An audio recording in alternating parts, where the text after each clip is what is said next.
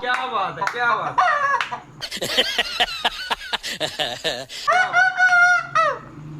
ماشاءاللہ، یہ تو ویسے ہی ہو بہو ایسے جیسے کہ یہ مرغے کی آواز ہے. اللہ کا کرم ہے. ماشاءاللہ سے، ماشاءاللہ سے.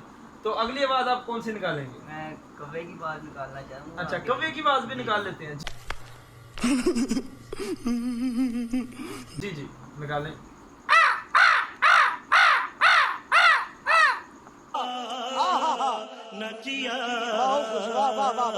سنا آپ بکرے کی آواز بھی نکالتے ہیں اور بکری کی آواز بھی نکالتے ہیں.